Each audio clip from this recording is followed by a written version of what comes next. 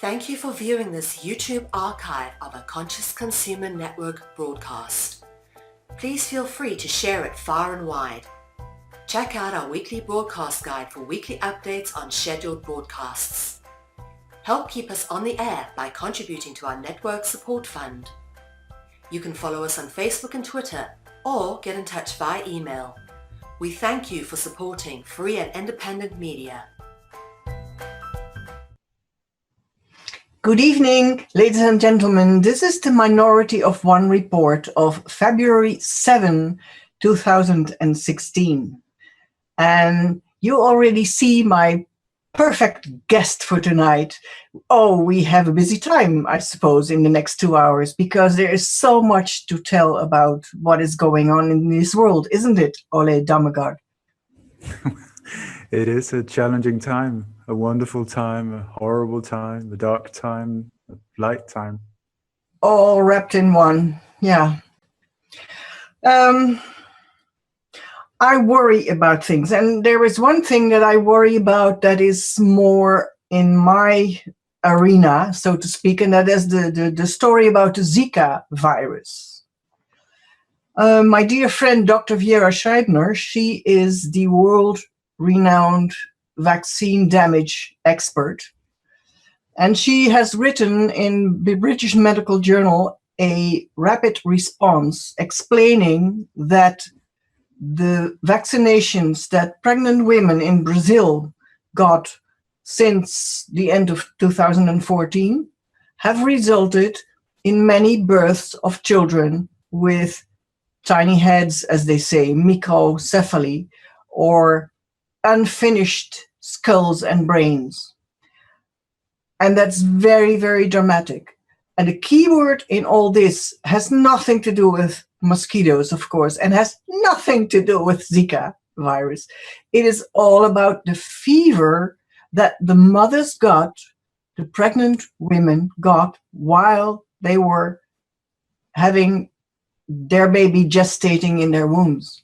And that is why these brains are so horribly damaged. The other part of it is, and I don't know whether you have heard that, but Brazil has recognized an embassy of Palestine in Brazil. And this Zika thing sounds like some sort of retaliation. What do you think, Ole? First of all, when it comes to these type of things, I have one comment. Oh. Yeah, boring. No, the thing is, do you remember how everybody was freaking out about swine flu? Yeah. Like the epidemic level was on 6, 7, 8, 9, that millions of people were dying, that all of these things. I ask you, so how many of all of these millions infected people dying did you see? How many piles of dead bodies outside your window did you see, wherever you are in the world, and so on? How many vaccines were sold? Millions. Sweden even bought twice the number as the population for tax money. You go figure. Yeah, the Netherlands. Oh, that was swine flu. I did everything I could do it. Yeah.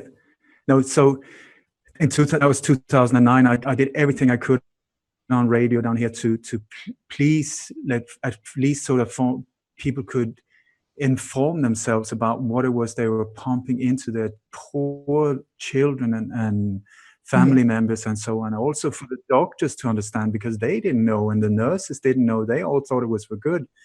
Okay, that was one. And all the millions of people that were supposed to die, sorry, none, as far as I know, a very few people. And then, what was the next one? Then at least the Ebola. Yeah, where they pushed for the whole fear-mongering machine into mode again, because they didn't really get it to take off with the swine flu, changed the name, in with a new... I mean, the Ebola was created in the 70s in the same laboratories where they created the AIDS vaccine. No, the AIDS virus and so on. It's even patented and so on. So Ebola came out. They pumped it out there with color coding. It was always, if you looked at the photos, 95 out of 100 photos from these horribly infected areas were people with dark skin, green t-shirts, or very bright yellow. It was like these three. They couldn't have the sort of a jingle in the background that would have been Ebola, Ebola, or something like "Go vaccinate yourself." That was the whole thing. That was on a scare like millions are gonna die. There's all of these things, and it's always in a country where you're not near. So that if you are in Holland, it would be in Namibia. If you're in Namibia, the news will say it's in Colombia. If you're in Colombia, it would be on Iceland. That's how they do it. Okay. And where were all the piles of dead bodies? Sorry, did not see anyone. But all the whole fear-mongering didn't really work. So we changed the name. Now it's Zika, or was it Zika? Okay. So now again, it's here and it will happen to you. You must be fearful. I'm sorry, not. This virus was created in laboratories 1947. You know, it is there's Rockefeller Foundation once again. Look at my face. Is this a surprised face? I think not. No. So here we are again. Now it is with poor women in Brazil. And like you say, they have just stood up and, as far as I know, accepted a Palestine embassy or consulate, which is something that will, as soon as you support Palestine in whatever form or way, they will hit you over the fingers saying, you are a naughty boy, you should not do things like that, because we want to kill these people on our own and you should just back off and leave us. Yeah. So this is the way it works. And this whole thing about the virus, I'm not an expert, but as far as I know, it is something that is totally different. It has nothing to do with this virus, and it's totally blown out of proportions, because this is something that happens naturally, but it happens without an epidemic or anything like this. So once again, I'm not an expert, but please understand your body has protection. It's called the skin. There are many different layers of the skin into the inner of your body that is so vulnerable to things from the outside. The skin is there for a reason. And so it will not let anything in there without your permission. Your mouth, nose included. These are the entrances to the inside. And that's why you've got, like, you can smell, you can taste, and so on, to just check it. No, good for me, not good for me. But when you use a needle, you bypass all of these firewalls and you pump it into the most sacred of the sacred spaces of the body, where the body cannot defend itself. And please, when you look at what is called vaccines nowadays, I mean, some of them, as far as I've seen in some patent papers, are labeled as weapons of mass destruction. That is what some of these vaccines have been, and that is what they are. So what you're pumping into your tiny little beautiful baby, because you think you're doing the right thing, it's lethal, awful, horrendous stuff that if somebody did that without having a white coat on, he would be sentenced to 10 years in prison for trying to assassinate someone. This is horrific. And they've even made it so that you can't sue these companies either. How charming is that? So whatever happens, they go free. Yeah. And also, just because you survived one of the other ones, don't think that you're okay, because these things works like in a cocktail mode, so that you cannot backtrack them and sue or put a finger towards these companies. So they're, as far as I've been able to understand, some of them works like 4 or 5 step rockets. That is, the first one doesn't, the second one, maybe you get a little like this, no problem, third one, and so on. But on the 5th, suddenly, boom, it knocks out your immune system. It knocks the whole thing out of you. And all these HDAD and whatever letter combinations, look at the rate that this has gone up with compared to all of these vaccines. Yeah. I tell you, if somebody got close to my daughter with a needle and a so-called vaccine, I would fight for her life. And, really, I would see it as somebody is threatening her life, and I would act in that situation. Yeah. And these poor doctors and nurses, many of them are not aware of it. So don't blame them, but we need to inform them. And also, I don't know how it is in where you are, but in Spain, I think in England as well, the people that gives the vaccine, the doctors and so on, get a bonus per vaccine. The schools here in Spain do not get their stately funding if not 90% at least of the children of that school have been vaccinated and so on. So they're forcing these people into doing what they believe are the right thing. I tell you, our kids have never had a vaccine. They've been sick 1 or 2, 3 days maybe in their whole life. And you compare to their friends and so who many of them have sort of problems, ADHD and strange things, and they're sick on and off all the time. Yeah. Leave the body the way it is, and don't freak out just because they say that there's a new virus. It would be the blown up monkey upside down inside the elephant virus the next time, or they would call it the pink dolphidine, or they come up with some fancy name. Whatever. It's like if you got something that they just want to scare you with, they give it a very strange name. But if they need to keep a whole population going, they will come up with a catchy name like Ebola or Zika or something like, maybe it's going to be Bossa Nosa or something like that.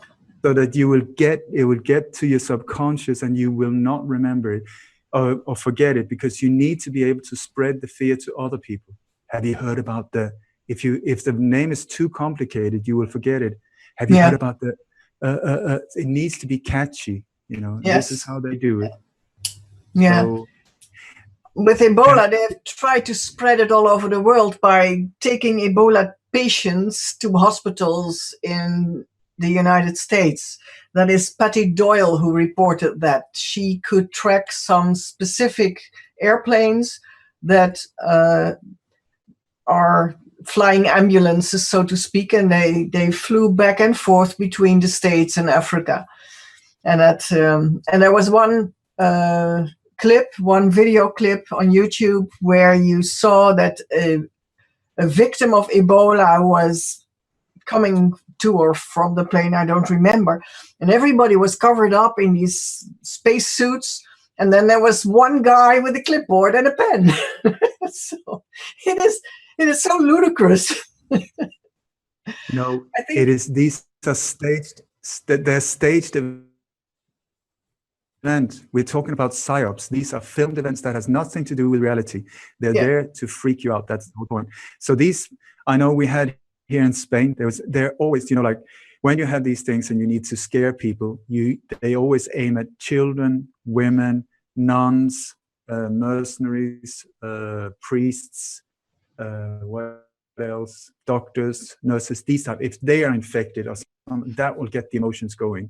So of course here it was one mercenary and one Catholic nun. I think that had the virus. Of course they had their clothes in the right color, very strong green and some yellow, and also she came in a military plane. Not high tech, I mean, we're talking about what's supposed to be a super deadly virus. Yeah. I, for one, think, why not use an ambulance plane? I mean, maybe with some kind of, medical equipment. Is that too much to ask for? No. Big military plane. Why? Because this is a military operation. The force fire operations are done by military. So you had this massive plane. It was like a C-130 or something like this. Came, landed, 4 ambulances for one person. That is to get the effect going, the whole thing. And then you had like when you have a stretcher and you you need to be, especially with somebody that is could be very severely hurt or have any problems. You have 4 people, one on each corner, and of course they never walk backwards with one of these stretchers, because if they fall over, boom, sorry, I just dropped the patient. Here, of course, that was exactly what they did. There was only 2 people, one of them walking backwards out down the stair. That is so not the way you do it. And she was inside. There was inside like a plastic bag of the stretcher. The thing is, you could not see that there were anyone in this plastic thing. And on top of that, they put like a machine on the stretcher. So if there was a body underneath it, it was underneath this machine. And, and then the ambulance arrived, and one of these guys that was wearing like it looked like a what do you call it? Garbage plastic bag suit thing. It really was like so cheap. And the ambulance arrived, and what did this guy do? He saluted the ambulance. This was a medical person, but he saluted the ambulance. What does that tell you? That there was some kind of officer in the ambulance, and this guy was not too clever. So he was just standing there being a medical blah, blah, blah. So he saluted the ambulance. And then in one of these ambulances, whatever, the 4 ambulances were there, and a whole long thing with police lights and all of this, everything to get the emotional reaction from people. It's happened to you. And then they drove off, and the whole message, the Ebola has now come to Spain. Nobody can feel safe. Don't buy this crap. It is just, it is basically what you're explaining is that these people always work according to a pattern or a program they have, and they have only this one itinerary, and that's why it's so boring. As soon as you know about it and can recognize it, and then it comes again and again and again and again with different names, Ebola or AIDS or whatever. Yeah. Oh. The thing is, if it wasn't so sad, that people buy into it, that's the scary thing, that we buy it. That is what we should be, scared of, that we're so easily led. That is the thing. But the so-called scare itself, it was like I said, I was on one show in the States, and we were talking about the Ebola. I said, and this was a show that went all over the world. I said, anyone in any country, call into this program and tell me that you are at a place where there are lots of dead, piles of dead bodies and so on. I'll fly right down there to the very center of it and see, I will come there without no protection whatsoever and do everything I can help. Nobody called, nobody did, because it wasn't there. No, but you know what happens? People don't know that, but when you are scared, you go in fight, flight, freeze mode. That means that your whole immune system goes on 0. Every system goes on 0. You get very stupid, and the only thing you can do is run and slap somebody over the head, because all the blood will be gone to your limbic system, where you have these primitive impulses to save your life. But the frontal cortex, where you can think logically and ask yourself, can I really know that this is true, that this Ebola is going to threaten me personally, for instance, that whole system is out, because you are in freeze, flight, fight modus. And the only thing that people need to do is very simple. We all have everything within our reach to help ourselves. The only thing you need to do is, for 5 minutes, sit down, breathe in 4 seconds, out 6 seconds.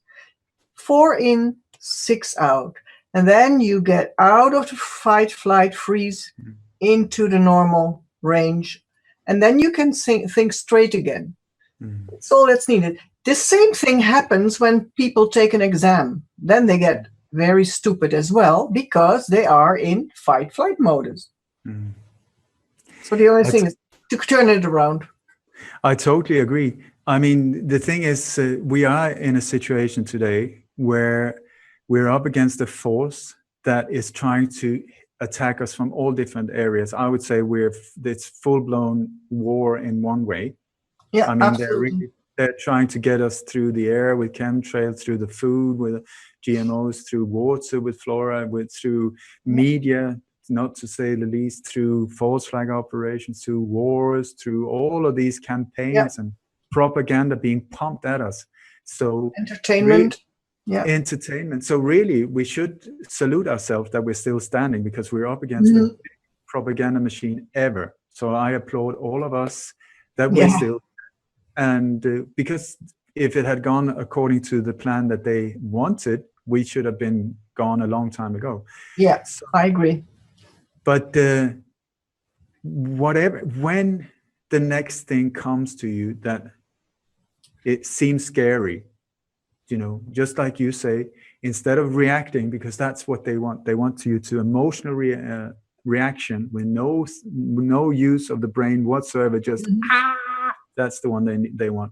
Yeah. So instead of reacting, just take a step back. I mean, you can afford whatever this horrible threat is. You can spend 1 or 2 minutes before going into total freak out mode. You owe that to yourself. And during I mean, even 10 deep breaths will make a difference. And then once you calm down a little, ask yourself, who benefits from me believing this? Who is benefiting from me believing whatever the threat is?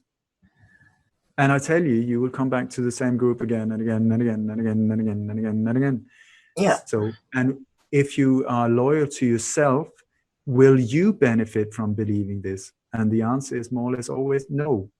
Except if you got a massive big tiger in front of you or something like that, then maybe, you know. But that won't help you either to start running. Even if it's a tiger, the more in balance you are, the more stable inside you are, the better. And maybe you can meet this tiger and become friends with it. If you get into fear mode and you run away, it will chase you down. Oh, and definitely, and your own fear will get to you. So this is since, I mean, it's almost 30 years of my life now that I've been standing up against these forces. I mean, they're very brutal many times. So it's very scary at times to stand, because I'm just an ordinary guy and these people are so-called powerful. But one thing that I think is absolutely fantastic, for me at least, I absolutely love it, is that when you're up against somebody threatening, screaming at you, trying to threaten you into and scare you into subedience. What I try to do is I try to turn down the volume so I cannot hear what that person is saying, you know, because I know that can get my mind into fear mode. Yeah. I breathe and I focus on, I see in their eyes, and the eyes of a person like that who's trying to scare the living bejesus of you are often very black and dark. But if you really look for it, suddenly you can sort of see like there's a divine spark. Sometimes it takes a little while to see it, but once you see it, boom, it is something magical happens. At least I think so. And what I also repeat in my mind to keep it from getting into fear mode, the word that works for me is divine. I see them as a divine player in this life. You know, here, apparently he's here to try and scare the shit out of me. And in this situation, that is his role. My role is to deal with it.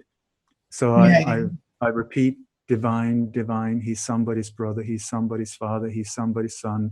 She's somebody's daughter. She's, you know, like, and when I do that, I get the monster appearance that disappears.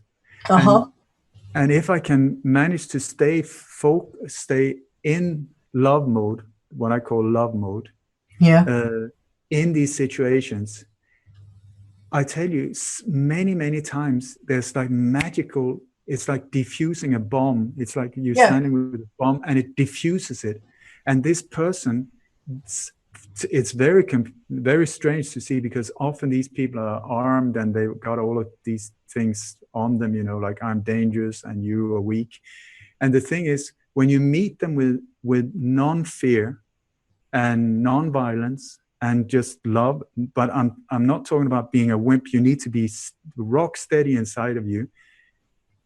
They start getting afraid. And then once they see that you're not dangerous, then boom, it diffuses it. And very often, a few minutes down the line, something beautiful happens. You start talking, and it's like the last time I was in Holland, I was given the business card of one of these police officers that was trying to bully me around, that he said, oh, here's my card. If you need any help, please give me a call. And, the same thing I went to Copenhagen right when the shootings had been there. I went there. The whole operation was still ongoing, because this in Copenhagen, total inside job, Mossad operation with the CIA, everything was big time. And I went straight down there, up there, and went around with a group on location, where the police were still there with machine guns, and this police officer with machine guns, he was the man in charge. He came up and was sort of like polite, but very trying to, you should be afraid of me and stand in line. And I did not. I just met him as my brother, and there again, a few minutes later, beautiful man, very helpful, very kind, very like that, with all of these weapons and things on. So I think for me, it's just really interesting, these situations, because I know, even if I'm in a situation where they want to hurt me, maybe they will do that anyway, but the chances of me getting hurt are a lot bigger if I'm afraid or aggressive or tensed or something like that. So, well, what I hear from what you are doing then is fighting with resonance of love. And the word fighting is the wrong word, but you are in that love mode and you are rock solid, because love can be crystal clear and rock solid. It's not a pink cloud or something. And then that is the thing that you present them with, and that's the only thing to work for them with. So yeah, you do the unexpected. I do not do the expected. Is that what you said? No, I said you do the unexpected. Yeah, exactly. But not to manipulate. But No. But when you said that love is the power of whatever you call it, I just got goosebumps, because that is totally what I feel is the way. Yeah. But in love is something different. Yeah. In love is this rosy Hollywood type of thing. Yeah, I fancy you, babe. You're nice to me. No, it's not that type of thing.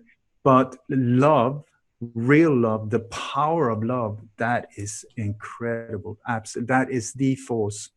And this is what the people behind these dark agendas, they don't know love. They don't understand it, and they cannot. They can't do anything with it. So it's the biggest threat to them.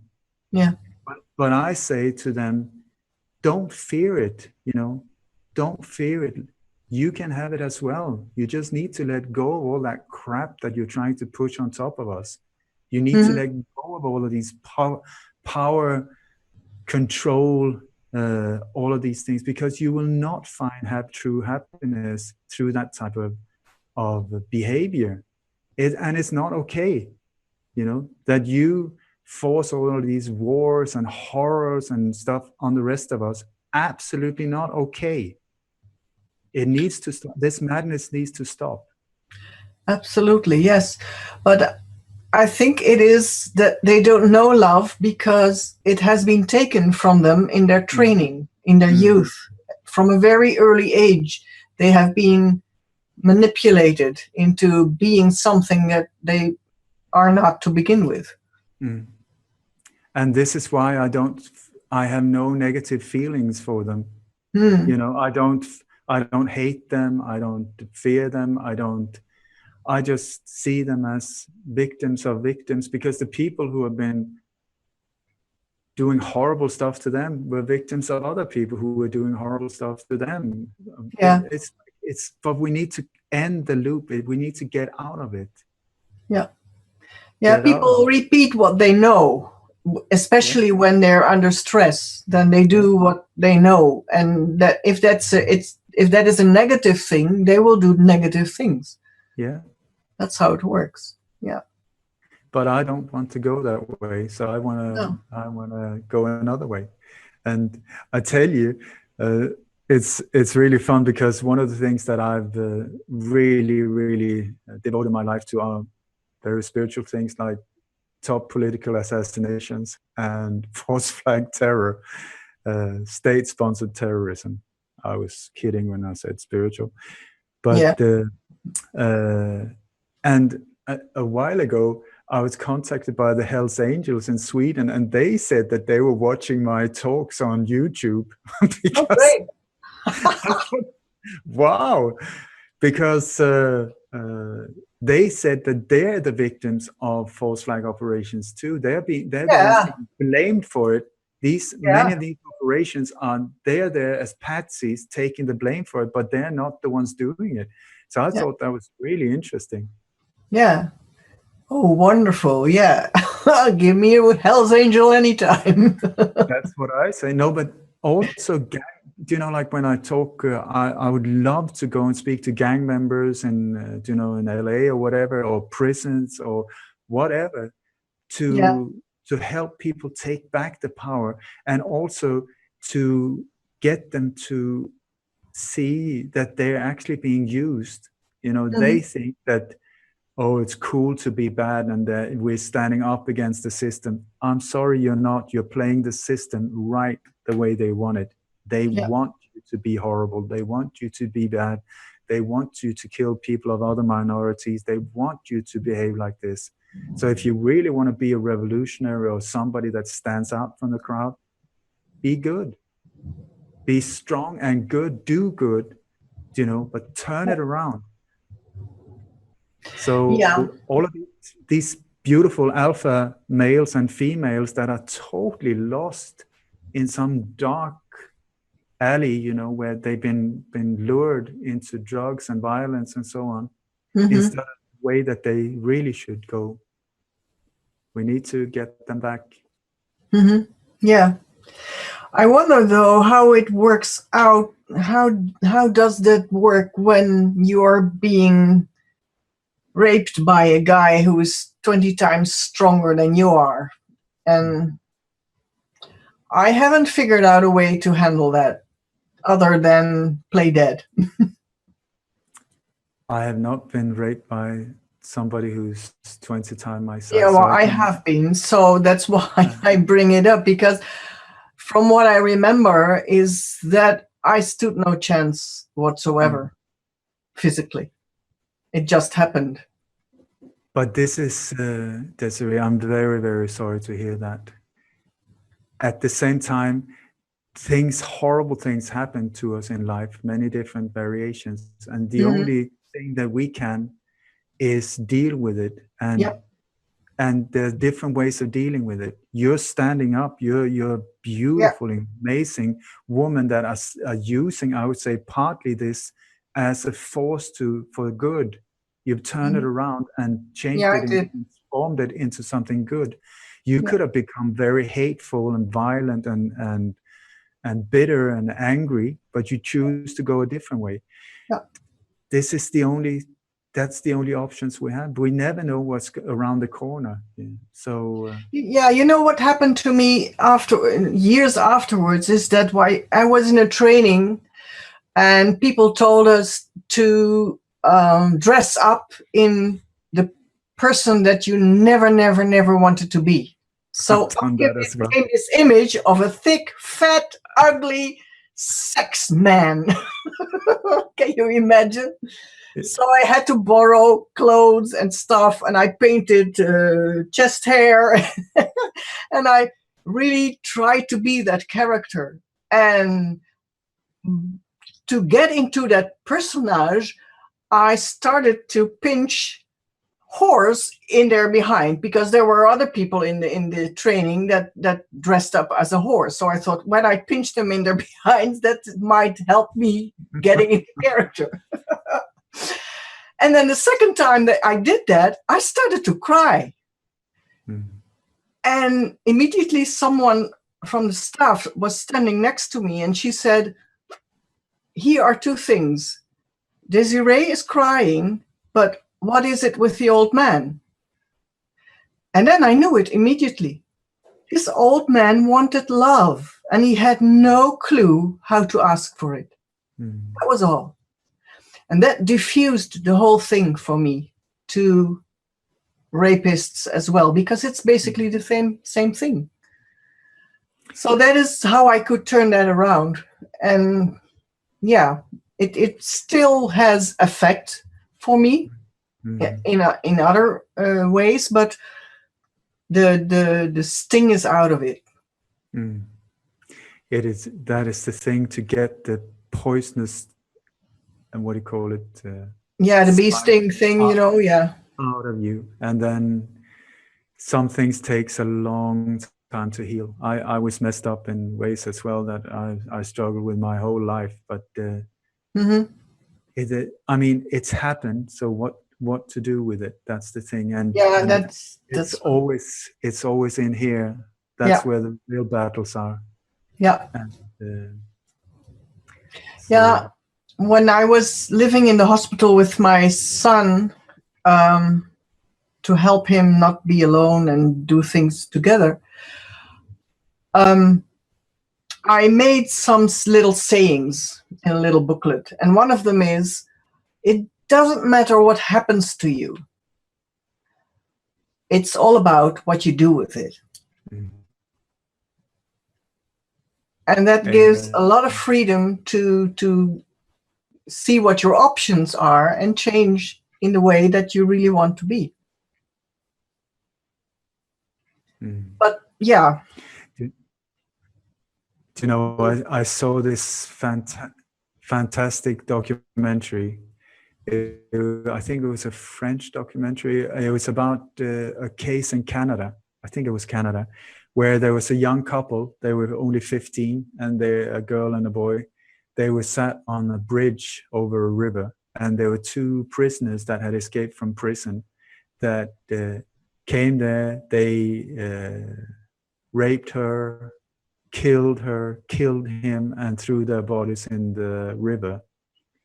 These two prisoners, they were caught right away, and this documentary followed the case. And what they did was they were with the families, especially the parents, and the boys' parents. They just wanted these two killers and rapists burn them, kill them, fry them, chop them up in little pieces, hang them. That was their feeling. The girls' parents had, during the night after they found out, they decided, we will not let this get us bitter. We will not let this break us. In the love and to honor her life, we will change it. We will turn it around, and we will meet it with love. And what they did was they started writing letters to both of these two, saying that non-judgmental letters, but just letters trying to reach them. One of these prisoners, he just thought they're absolute mad, so he didn't even dare to read the letters.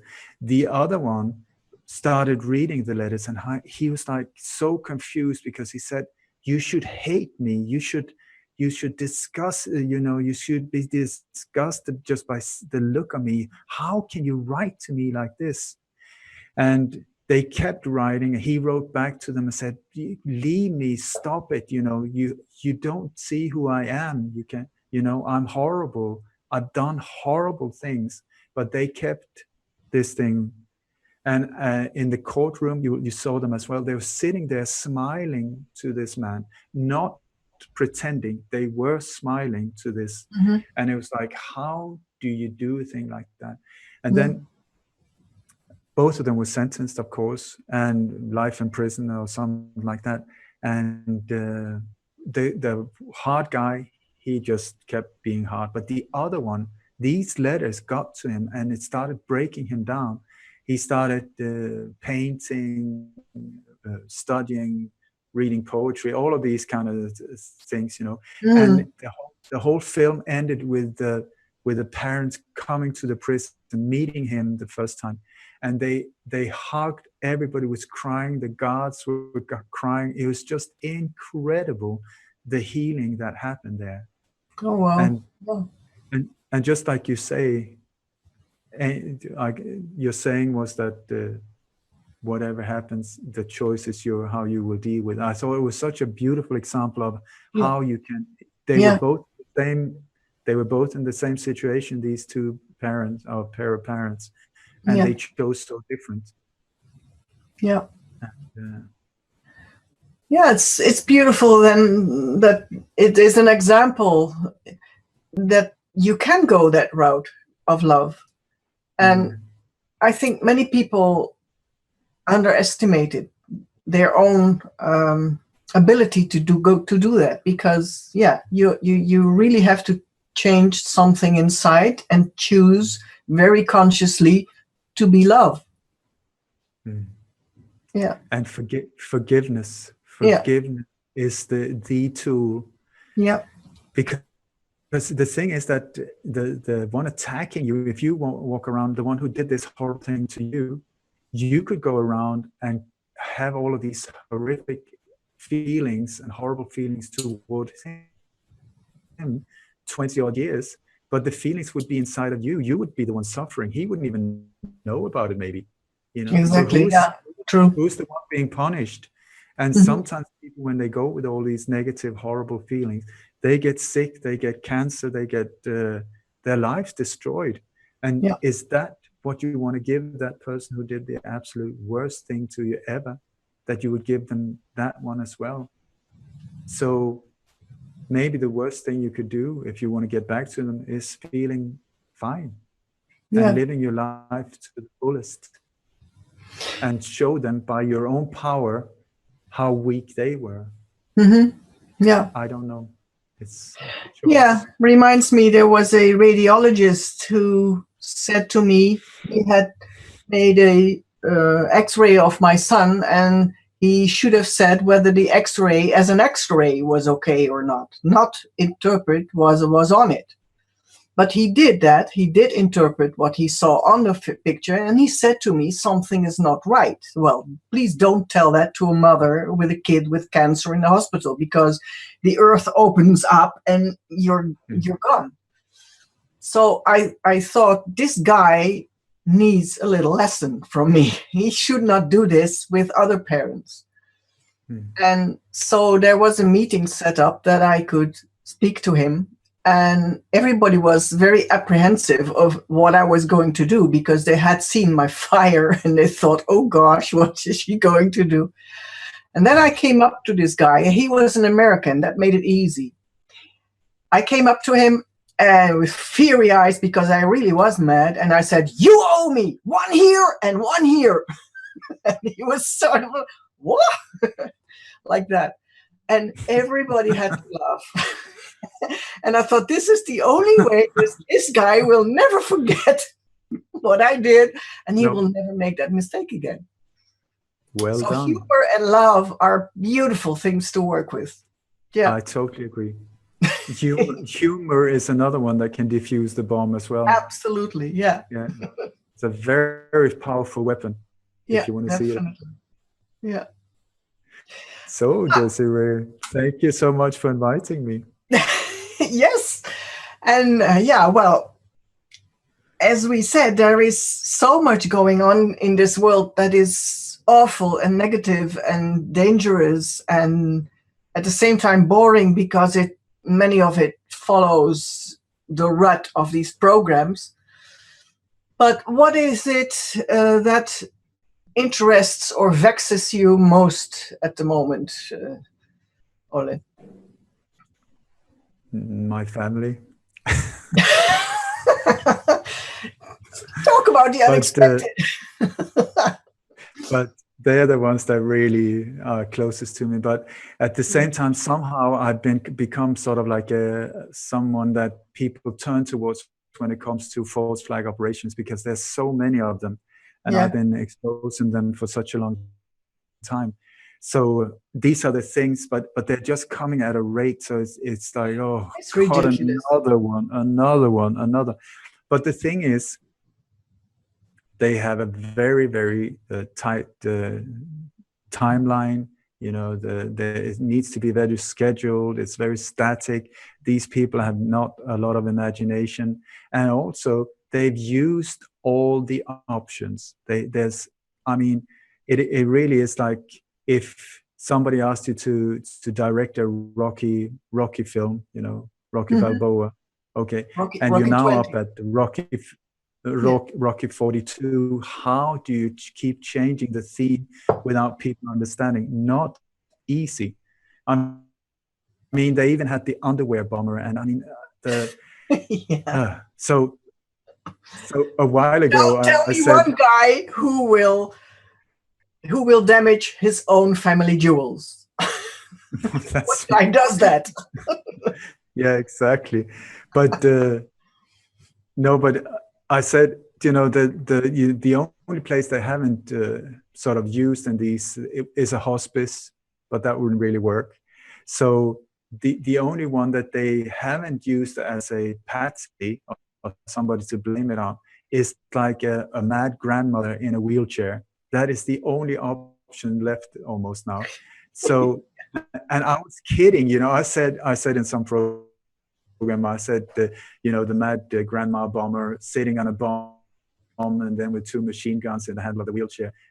And this guy in the States contacted me and said he's working at a home for elderly people, and he had got written instructions from the authorities that please be aware of if you hear conversations between the old people about the controversial stuff or things that could be.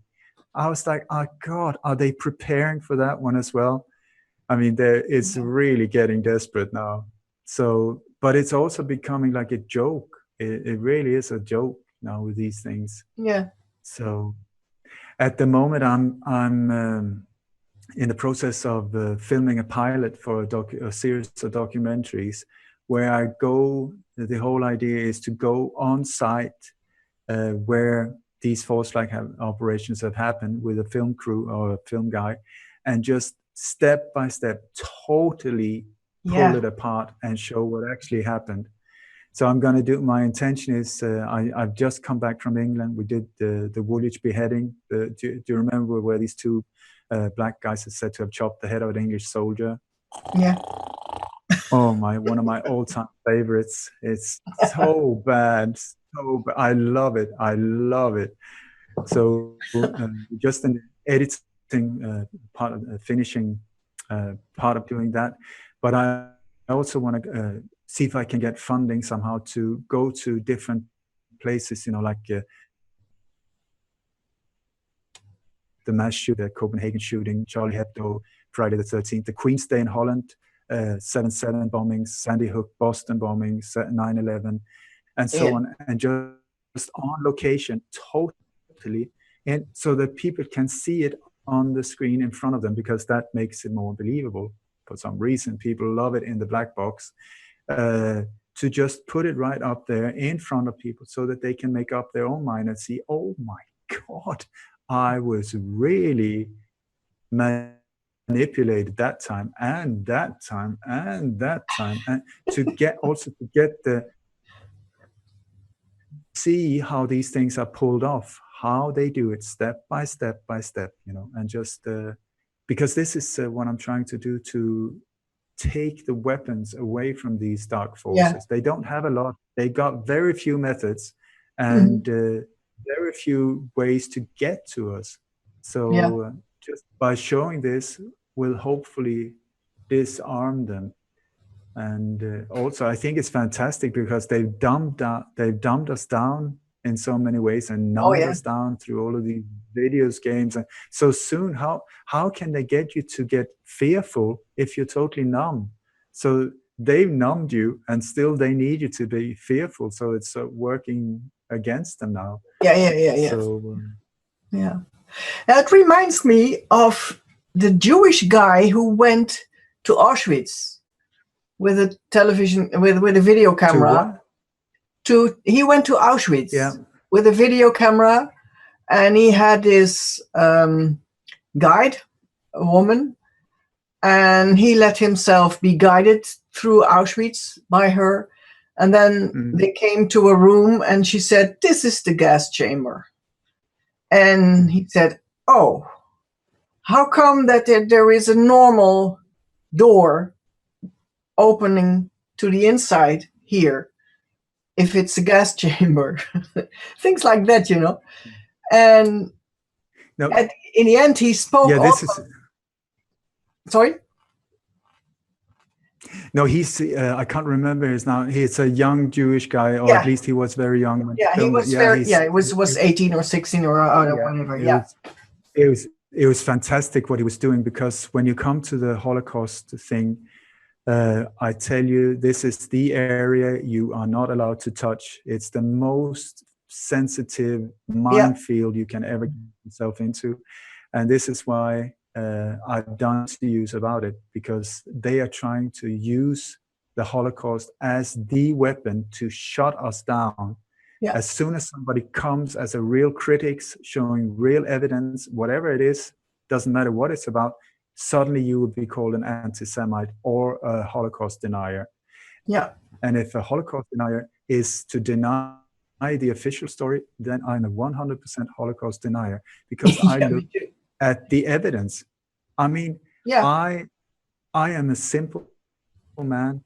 I live in a world where I believe that 1 + 1 = 2. It does not equal 34 just because somebody in a white coat and with a long title says that it does so. Show me the proof. And how come that you can end up in jail for just asking questions, but only about this topic? Yeah. I mean, if that was Al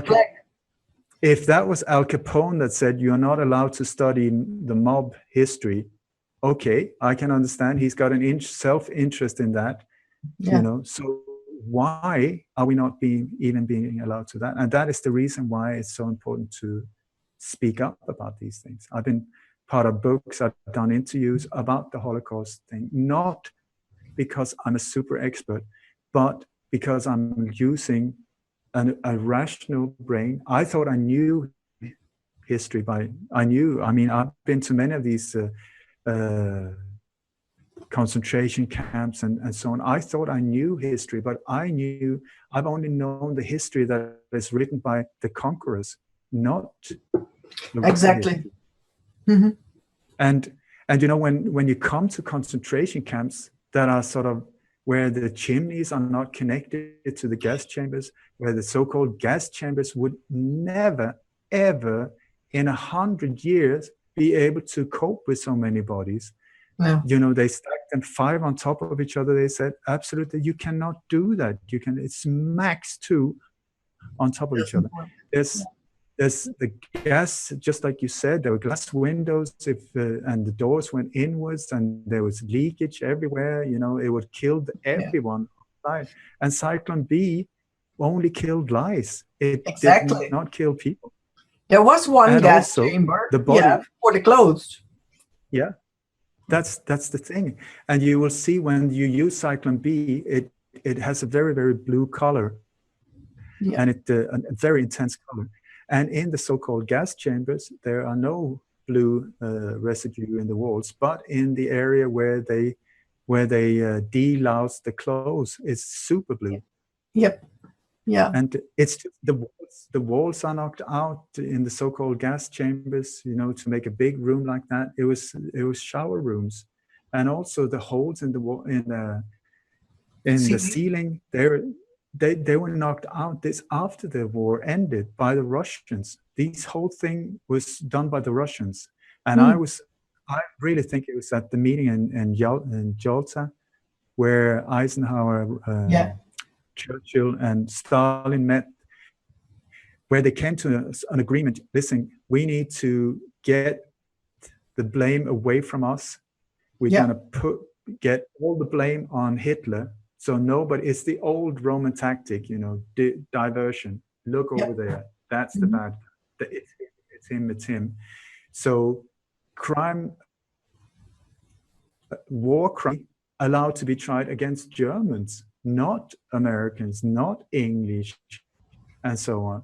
And here we split up Europe between us. And you, Stalin, if you could please just to help paint this guy really black, set up what we call the concentration camps, death camps, which was not there. They were work camps. Yeah. And I'm not going to go into it, but I did a long interview on Red Eyes Creations where we were talking about just the evidence. Because the thing is, I don't care who or what or when. The evidence will show you. The facts will show you. But you need to go and look and just follow the truth where it will take you. And since this is the one that they use against us, I think it's so important to expose it, because I heard an interview. There was these people that they had, it was on CNN or NBC or something like that. And they had a guy that was questioning Building 7, how Building 7 came down in free-fall speed, like a 47 building. And he said it had to be controlled demolition. Otherwise, you can never get a building down like that. Whereupon he was called an anti-Semite and Holocaust denier. Yeah. What has that got to do with anything? They were talking about buildings, not an historical event, or his feelings towards people of Jewish faith. But that is what they hit you with. And there's an interview you can find on YouTube where there's a former, she was some kind of a minister in the Israeli government. And she said, no, it's standard procedure. If you can't shut one down, just go with the Holocaust denier, slap them in the face with that one. Yeah. It's standard procedure. It's either Holocaust denier or you're an anti-Semite. That's the two things that they bombard you with. Yeah.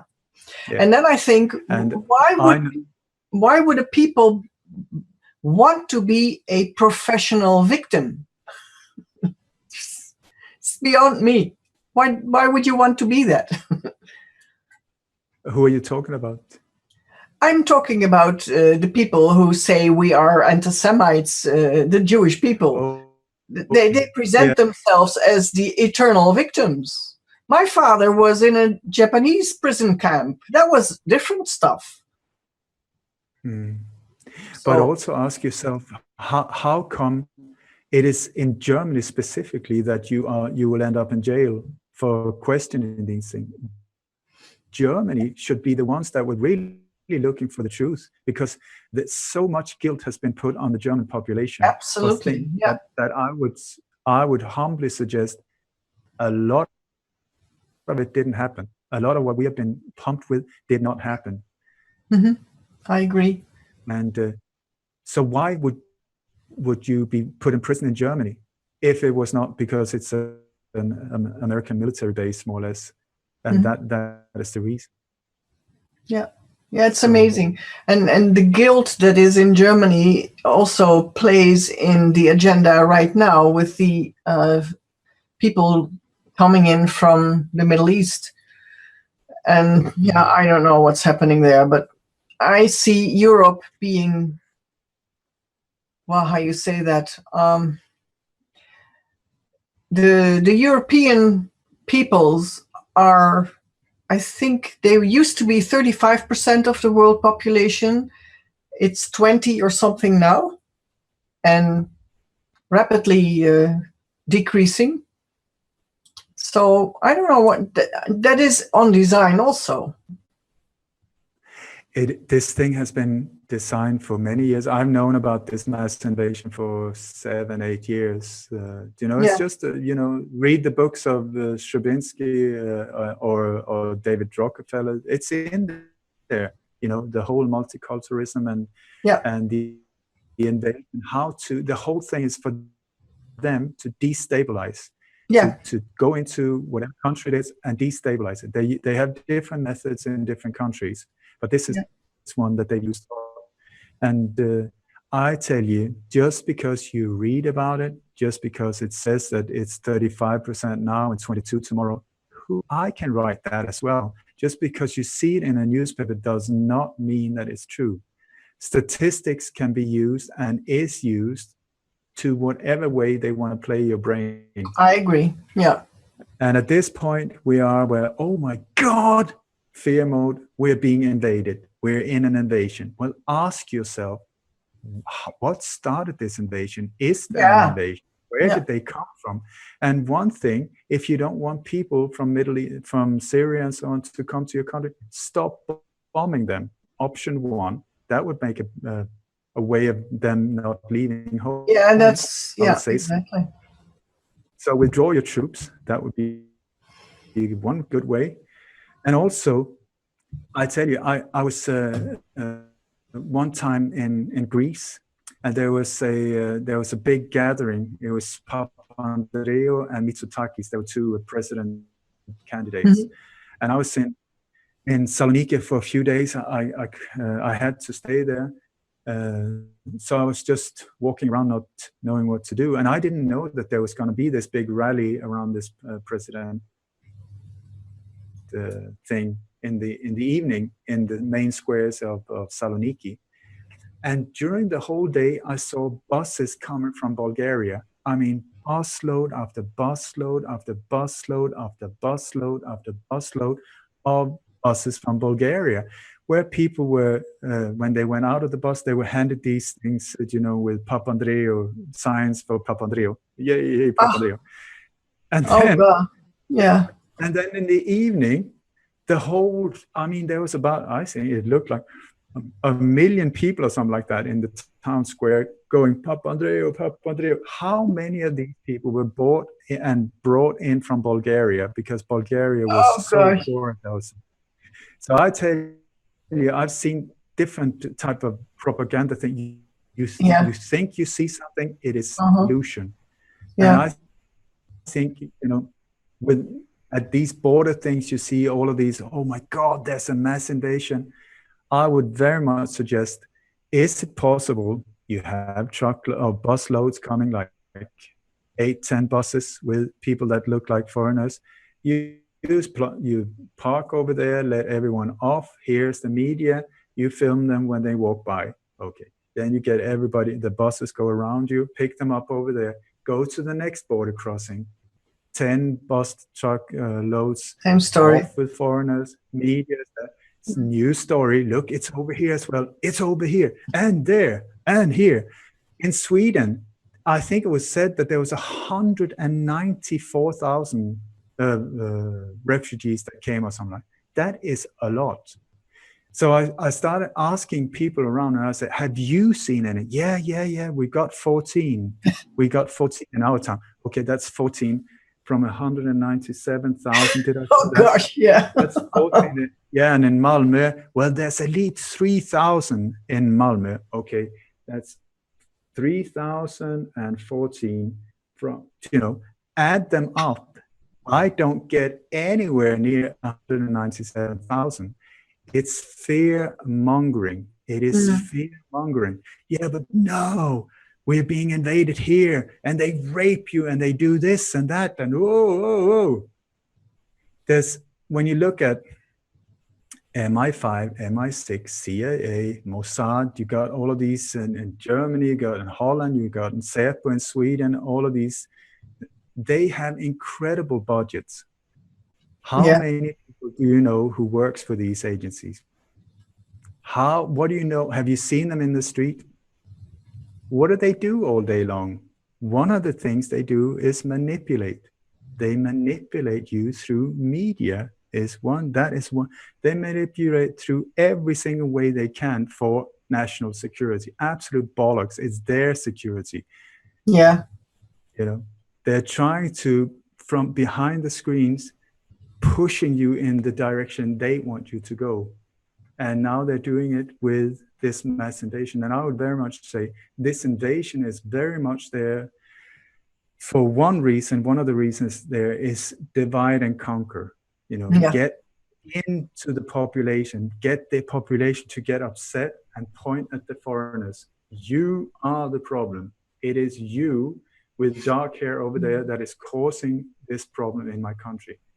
instead of looking in the other direction and see who is Yeah. allowing this, who's funding it, who's backing it up, who's transporting them, who's giving them the visas, and who's all of these things, Yeah. you know, not out of concern for you, on the contrary, to control you, but get your attention away from actually what is actually going on. Yeah, and who is creating the wars that create these streams of people fleeing an area? Same power structures. Yeah, I know. So it is like mice you put in a cage with a floor that they can put a electric current through. And then the mice, they start fighting each other when they put the current in the floor. But it is the guy outside with his hand on the switch who they should attack. And that's the same for us. That's what you just said. It is, I believe in not reacting, but acting. There's a major difference. Somebody push you, you push back. That is reacting. Somebody says boo and you get afraid. That's reacting. But acting is to take one step back, in balance, breathe, just like you said. Hang on. Wait a second. Am I being manipulated right now? And once again, who benefits from me believing this? Who benefits from me being upset? Who benefits from me being angry or hateful or aggressive towards another person? Is it that person's fault? What have they come here to destroy my life? Have they? And also ask yourself, I have no idea what it's like in Holland, but I can swear to you, there's so many unjust rules where people come in, foreigners, refugees, whatever, and suddenly they're allowed much more than a normal Dutch person. Yeah, same here. I can tell you it's the same in every country, because they want you to get upset. Why would some sane person in a power position, why would they do that? Wouldn't they take care of their own family first? You know, we, the Dutch people who have worked together for such a long time to build this whole thing up, here's a bit of cream on top. And here's somebody coming from another country who's done sod all for this country. We can help him, but not, let's help him. But I mean, with some balance, and then he can, as soon as he starts helping the Dutch society and so on, he will come up and we will welcome him more and more. That would be a natural way of doing it. But here, it's like this. You come in, here's a private jet, you got a silver screen TV, all of these things. Sorry, are you Dutch? No, sorry, that's the door out there. Go out and starve. Why? It's there to stir the emotion, stir it up. Why? It's so unfair. Look at them. They get all of this and we get nothing. I mean, I get so upset that I can't even see what's going on.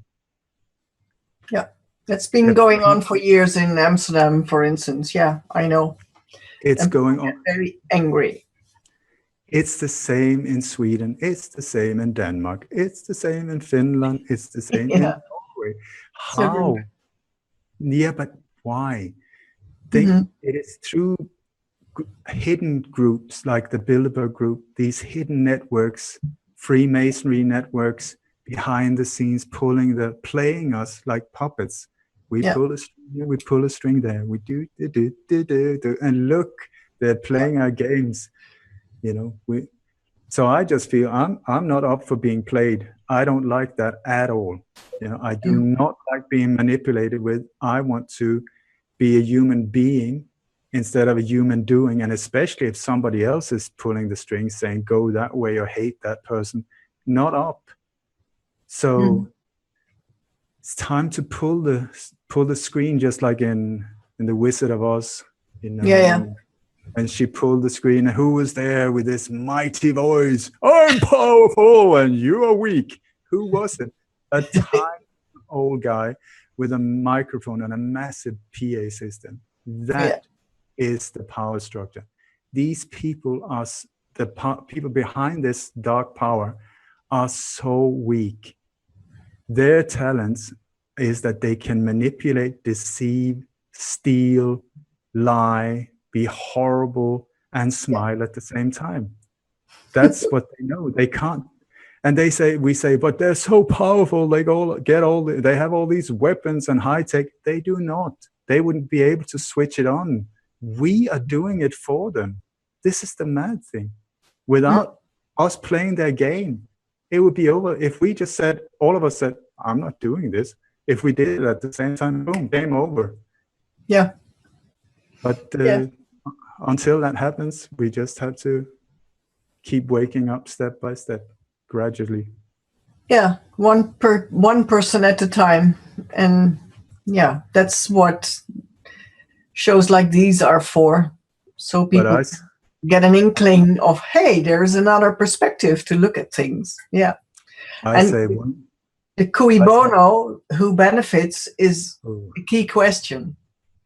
It's standard. It is standard. Yeah. Even if it's a crime scene, if it's whatever it is, cui bono.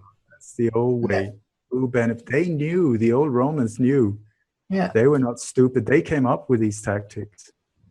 And I say, or they stole them, but anyway, they presented them to the world. Yes. Were they stolen? From the Greeks, probably. Yeah, from a higher civilization, because the Romans didn't think of so many things themselves. They copied more, as I have understood. I have no idea. I didn't live then, as far as I know, so I don't know. Yeah. But yeah, it is interesting because we need to believe what has been handed to us during the centuries. So if you have not been there, how can you know what is true? And I love this question from the work by Katie Byron. One of the questions is, can I really know that this is true? And the answer to that is always no, because you can't really know when you fill in for somebody else. So that is a totally different footing to be in the world with than be an obedient pupil and rehash what you have been told. I think we're at a time where there's so much unlearning that has to be done. I'm in a daily process of unlearning. I thought I knew, and I'm just like, oh God, not here again. I thought I knew that, and then it's falling apart there as well. And oh my God, they lied about that as well. And oh, you must be kidding me. I know the feeling. And it's sort of like, this is unreal. Yeah. You know, I heard an interview with Idi Amin from Uganda the other day. Uh-huh. He was very intelligent, very eloquent, and saying things that were so boom, right on track. And here I'm like, hang on, Idi Amin, this is a monster. I know you, because I've been told. I don't know if that was maybe one day that he had a good day, but it was just once again one of these, whoa, hang on. Because there is a saying that I really believe in, that heroes hang when traitors triumph. Yep. And so many times where it's the conqueror, whoever won, even if they won by deceit and lies, they're the ones writing the history, and they're the ones naming the heroes. They're the ones making sculptures and statues of horrible people many times. And we look up to them, oh, he was a hero. I'm sorry, not. He was a deceiving killer. But the one he killed, the real hero, is lying over there. Yeah. It is like Edward Jenner with the vaccination agenda. Edward Jenner is the hero, but he is not. Louis Pasteur is the hero, but he is not. It is amazing. But no doctor. Sorry? There's so many of these stories. You think that, Yeah. So Pasteur stole a lot of intelligent things that Pierre-Antoine Béchamp had found. He was a real scientist. And Pasteur corrupted it and presented it as its own. And it was not true, but we sort of worship Pasteur. And doctors have never heard about Pierre-Antoine Béchamp. It's amazing. It really is. And that is then from the arena where I have been shocked to find that the whole vaccination idea is built on two lies, Edward Jenner and Louis Pasteur. And all these white coats go in this story as if it's the god-awful truth. But they don't know better. And the point is, and I have had conversations about that with Dr. Vera Scheibner, she blames doctors for not finding out. And I tell her, I have been living in the hospital. I have seen how doctors are being trained to become psychopathic. So I don't expect them to wake from that state. And that's what I see around me. And yeah, there are some who do, and they are the best because they know both sides. Mm. But they have dangerous lives because if they treat their patients outside the protocols, then, oh God, their license is taken away and they're heretics, so to speak. It's very difficult. And I always thought that the role of a doctor is to heal people. I would say heal whatever way works, and you're a great doctor. But when you're in that business, my God. But no, it's the same power force we're up against, you know. You step out of line, you die. I mean, it's that bad. The key word in medicine is treating. And treating you can do till cows come home. But that doesn't say about the people healing, because they don't. Not in that way, anyway. I think, you know, in Scandinavian language, hospital is called sick house. Yeah, that's what it is. Yeah, sick house. Really, a doctor should be a sick man. He is a sick man. So. Yeah. Oh gosh. Yeah. But okay. I always think it's amazing with people who step away, who educate themselves in whatever area they are. They get the traditional training and get all that knowledge, because there's a lot of knowledge there as well.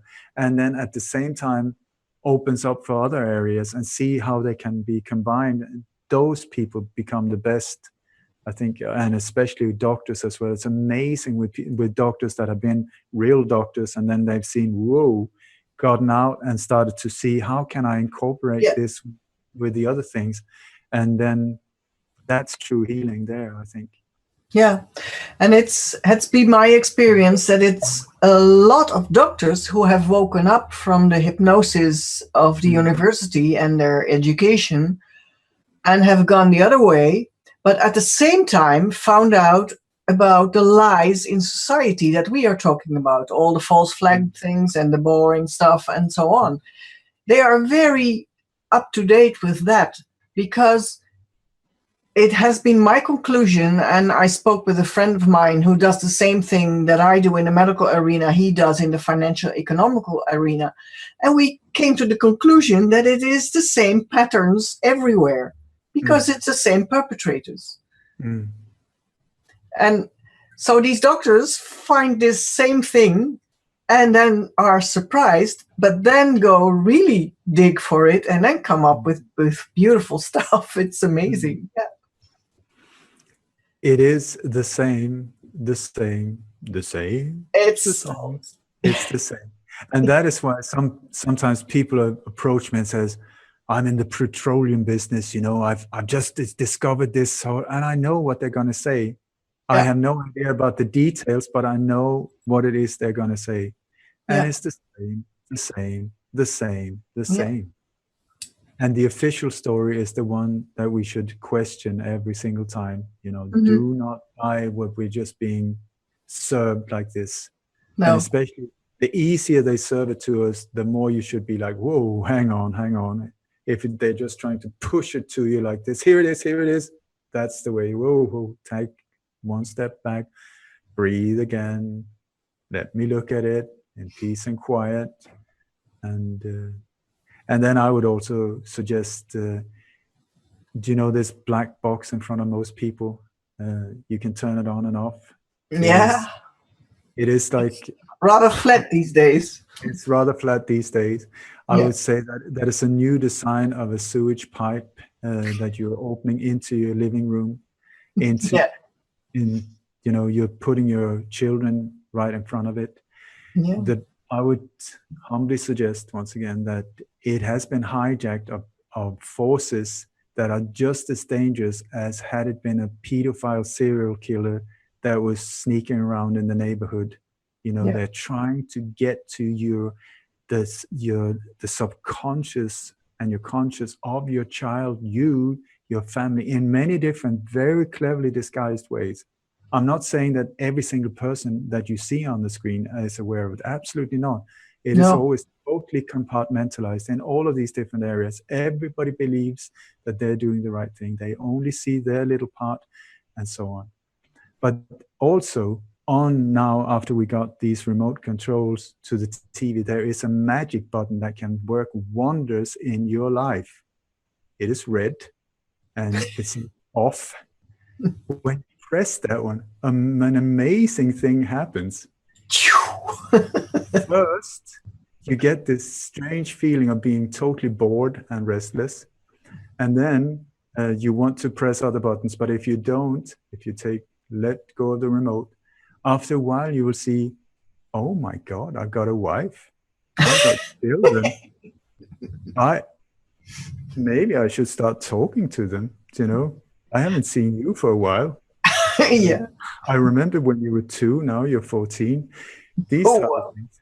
And also you will start noticing that you got neighbors, suddenly you got a lot of time that you can start reading or studying or check real information, because there's a real lot of information and there is a need for us to really study to understand what is going on. Because even though we can see the general pattern, that is not enough.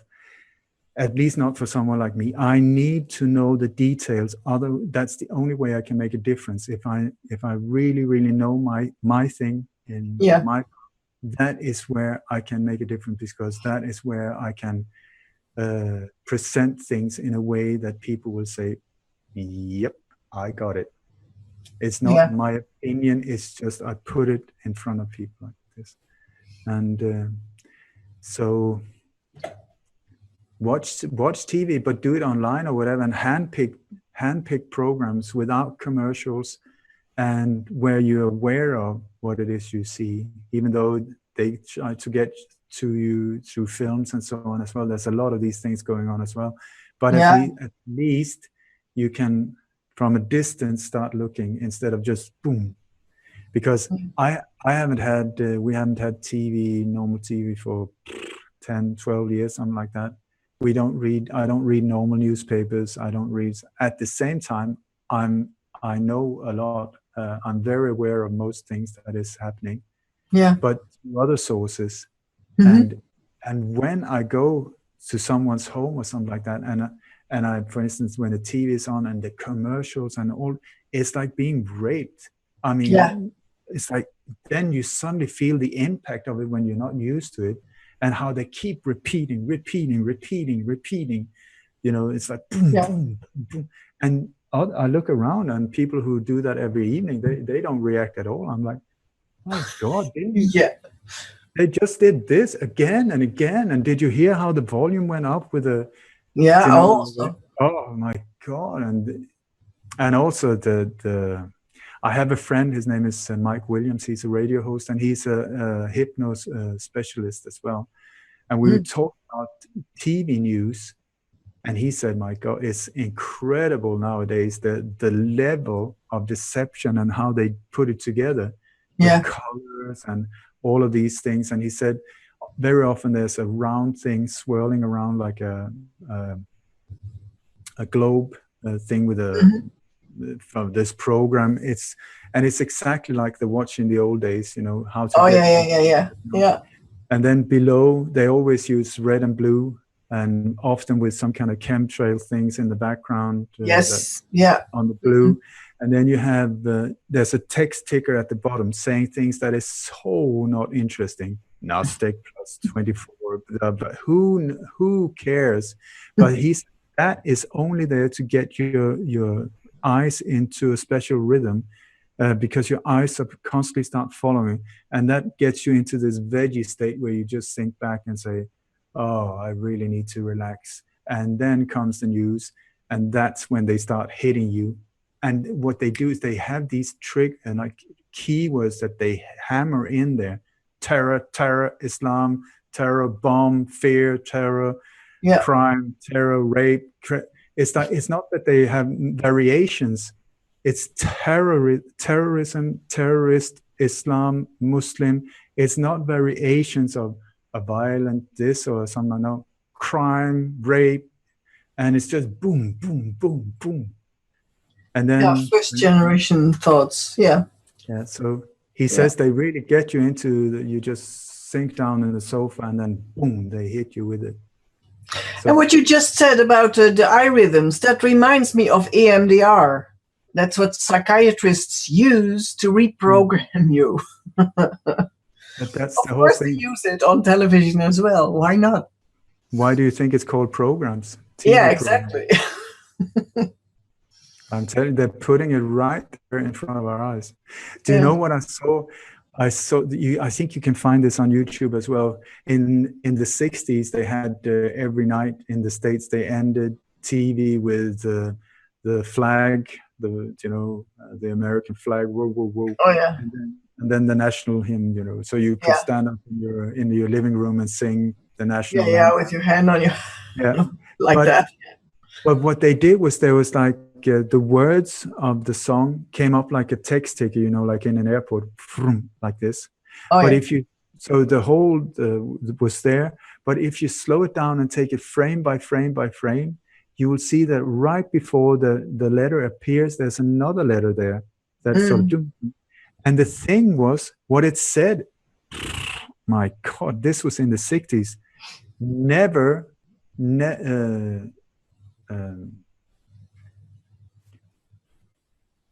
Government controls, obey, consume, obey, consume, never stand up. All of these things, like, whoa, but it was like half a second before the letters came, the other ones were there, but the subconscious just reads takes it in like this. Yeah. And never question government. These type of things, like right there in the population, like unbelievable. But about the penises in the castle of the mermaid film of Disney, there are erect penises instead of a tower. That's why parents like the Walt Disney films, because there's something in them for too. When you look at Walt Disney productions, there's a lot of things that would make you. It's like you're sitting like, hang on, are you kidding me? But fortunately not. I love many of them, but it's like once you start looking behind the scenes, like, whoa. Yeah. And people have no clue. And they put their children in front of the television set when a thing like that is going on. And the other day I was with my daughter-in-law, and there was this cartoon about a guy on a motorcycle. And I said to her, now your son is learning to throw away his cans right into nature, because that was what the motorcyclist did. And he went to a place and there was global warming. I said, 2 lies in 1 5-second piece. It's amazing. Oh, but he likes it, she said. I said, no, he doesn't know what to like yet. He's 2 years old. Come on. You're programming. But this is where people say, oh, God, you're just so negative. You just see all the dark around you. Yeah. I mean, you don't have to point it out all the time, but it's good to become aware of it. It's like, chemtrails, for instance, people say they don't exist. Come on, people. I mean, get real. I live in the south of Spain. We're supposed to have a blue sky like 300 days a year. Not even there. Oh God, it's white. It's like since it's supposed to be so clear, we see them. You got a lot of clouds and so on. So most of the time you don't see many of them. But I was in Amsterdam this summer. Oh my God, It's hammered, obscene sometimes. Yeah. yeah. And I was flying from Oslo to Amsterdam to Berlin on this tour I did, and there was nothing. And then when I came towards one of these main cities, oh my God, crisscross, crisscross, crisscross, Yeah. everywhere. Yeah. But then you see like Lego, you know, like you see on the boxes, chemtrails is nothing natural. On the boxes you have them, in the video games, in all of these things. Everywhere. They have been put there very, very deliberately. You don't put in a white stripe like that for no reason. Yeah. It's just bizarre. Yeah. And young children have never seen a natural blue sky. But how sad is that? It is, yeah, absolutely. Because when we are gone, nobody knows the truth anymore. That is so not true, because it's going to be blue again very soon. Okay, good. You have my permission. Thank you. I thought that 2015 was going to be the year that everything changed, but I have to continue a bit more. Please do. So I do not intend to let this be the way it is. Absolutely. No.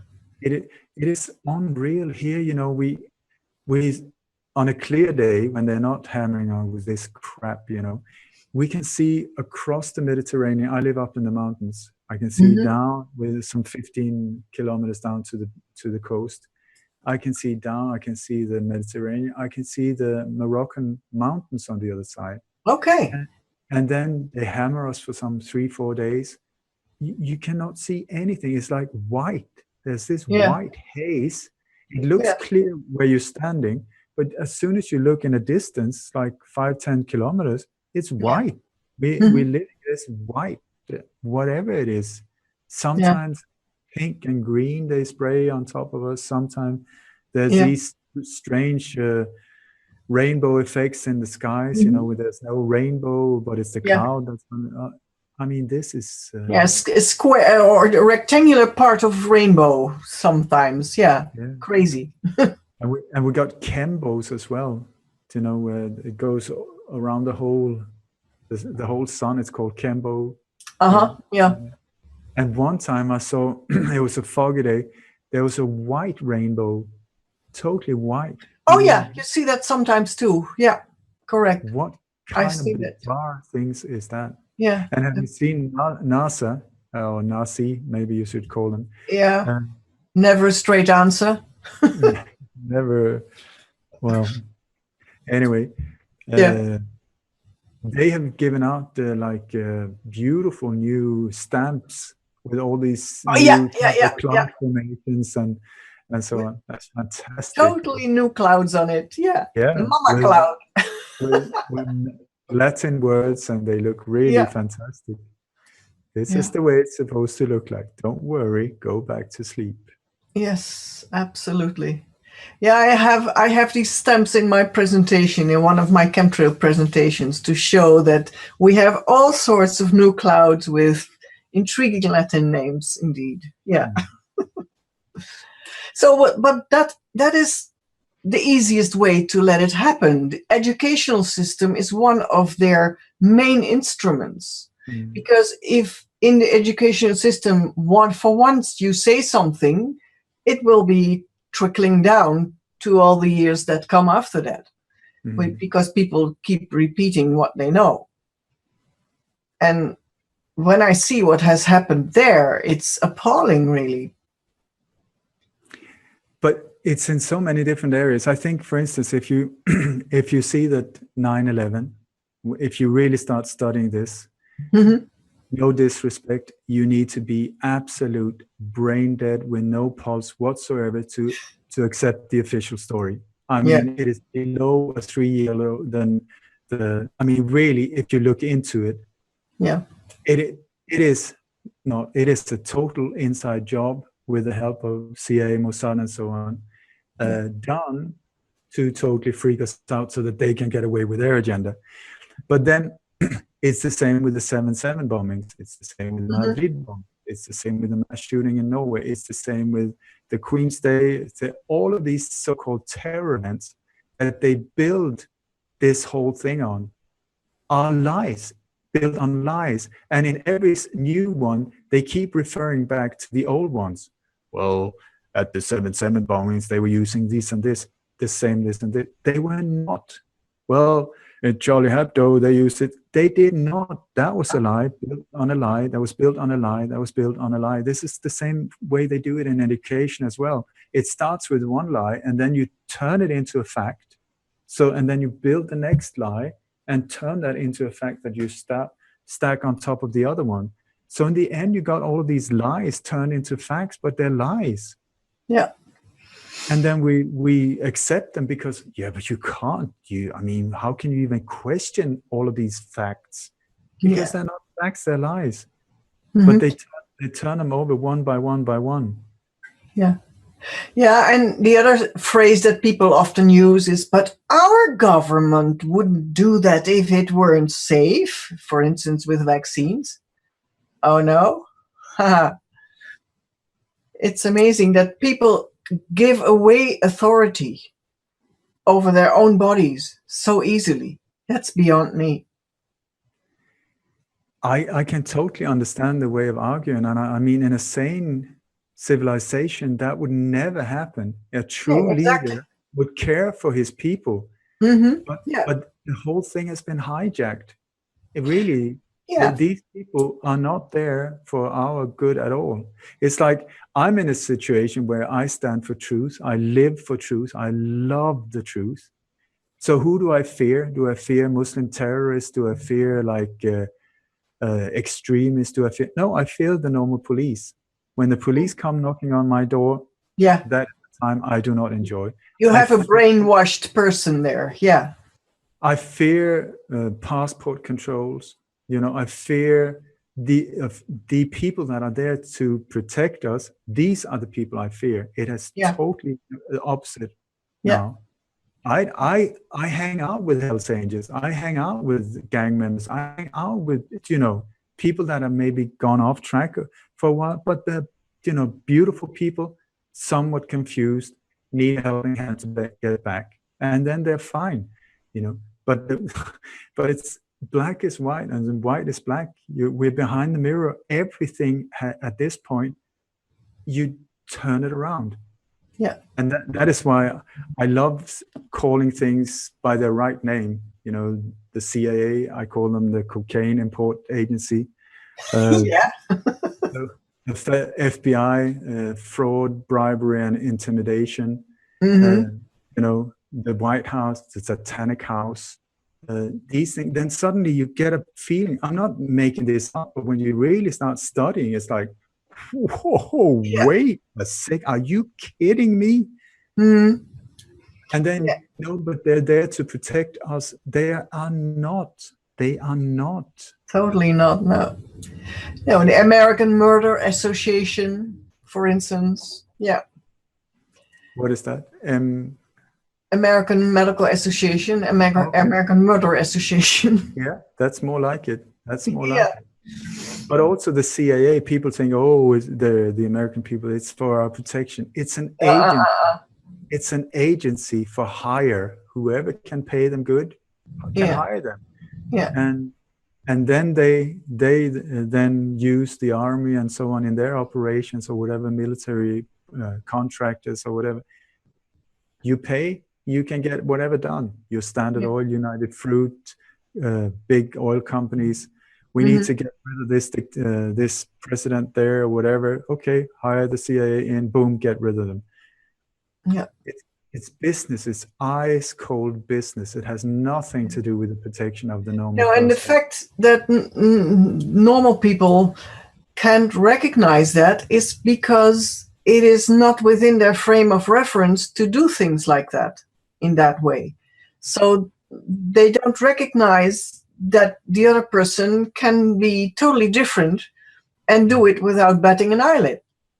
We cannot imagine that that is possible, but it is. So, Do you know, after studying these things for so many years, I mean, I looked into so many horrible events where people have been massacred and so on.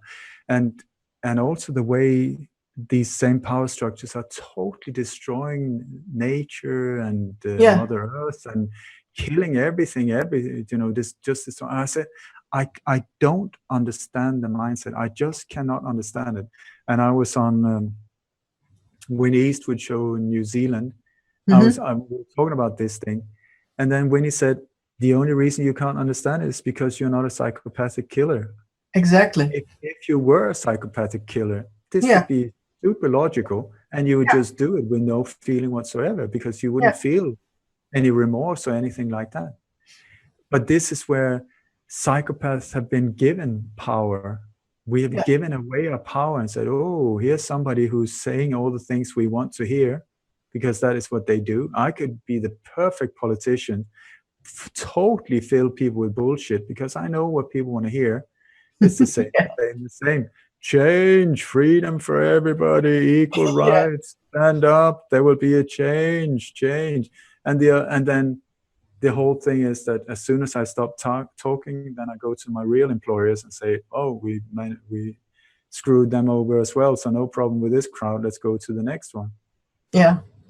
Have you heard of reverse speech? Nope. Oh, you mean on records and so on? Or? Yeah, not only that. John David Oates is an Australian who discovered in the 70s that on records by the Beatles and so on, if you played them in the reverse, then you heard a lot of gibberish, but sometimes there was a very clear message. Yeah. And he has built that into a science, which is, by the way, used by CIA, FBI, and all the alphabet idiots. But what it is that when you speak language and you listen to it in reverse, you hear a lot of gibberish and you hear sometimes very clear words. And that is the language of our subconscious. And the subconscious cannot lie. Mm-hmm. And the funny thing is now that he has his own program now at Renz.com. And he was talking to someone and they were getting through examples of reverse speech. And then you hear, and that's amazing, that Donald Trump, whatever he is, but all his reversals are in line with what he speaks forward. So he's never lying. When you hear and that's why I came to it, what did Obama say? Yes, we can. If you listen to that in reverse, you get, thank you, Satan. It's amazing.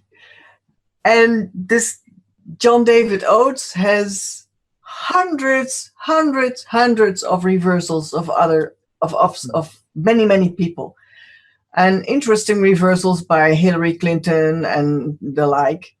Now, I'm not surprised to find that she is the biggest liar of them all. And so it is a tool that you can use to find out whether somebody is speaking the truth. It's better than a lie detector because you can't fool this. It's amazing. Sounds good. I'll tell you. The site is reversespeech.com. That is the site of John David Oates. I always thought that when I've listened to Beatles and so on, that it's, like sometimes you will always find something that sounds a little like, yeah, or whatever. And he said, I've got a dog. I didn't get that, but this type of thing. But Stairways to Heaven, with Led Zeppelin. Mm-hmm. I love that song. I heard that backwards once. Oh my God, that is the most clear backwards. There were whole long sentences that was very clear and not very pleasant. So anyone who's interested in this one, try Stairways to Heaven backwards. Okay. But many times when you listen to these lyrics, it's almost like the lyrics themselves doesn't really make sense. But then it's almost like they've done it reversed and then turn it around and say, okay, what does this sound like? And then they write the normal language. You know, I went into a purple room with ugly birds, but maybe that on the reverse is something like that.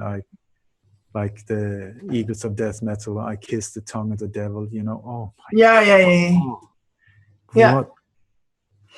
Yeah, and sometimes you need a clue to understand the lyrics, because with the sound of silence, the lyrics, if you read them, are crazy. Until you have the key of this cryptogram, which is S-quad technology, silent sound spread spectrum. And that is a technology that they can send messages for special groups to hear, but not in a normal way. And Sound of Silence describes that. But if you don't know what S-quad is, you have no clue what it's all about. It's just a nice melody and well sung and that sort of thing. But you can't make head or tail. Speaking about strange songs, have you heard Every breath I take, every step you make? Yeah. Thing? As far as I know, that is a Stalker song. It's could very well be. Good. But every step you take, every breath you make, I'll be following. I will follow you. I will listen. I was like, because I loved the song, and one day I was just listening, and like, whoa, Sting! What kind of mood were you in that day when listen to this? It's really like, whoa. Anyway. Yeah. But you were a songwriter now, a musician. You are yourself also, huh? Yeah, I am. Music used to be my absolute, my life. Yeah. So there's, if you want to, if I can find it here, I've got a song that, if you would be interested in, I could read the lyrics, because I think the lyrics are very much, even though I wrote it in, when was that, 97 or something like that, they think they're still very, they still really fit into this very day. I'm just trying to see if I can find it. Yeah, please do. It's called From Prison to Paradise. I wrote it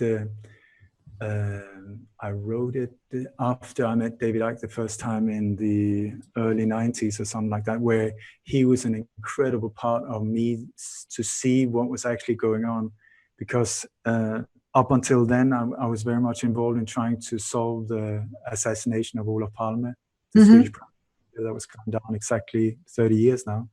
Yeah. And I found all of these leads pointing upwards, but it was like getting into a cloud of fog, and I could not understand where all the evidence was pointing until I met David Icke, who at that point were totally unknown. I'd never heard of him.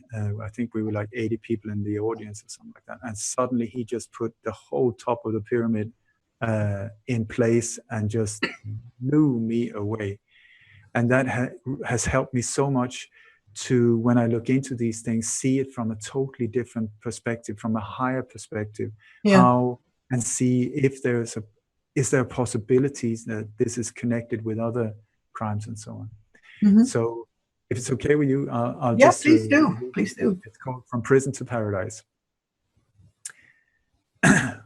Once upon a time, in a place not far from here, there was so much loneliness, despair, and oh, so much fear.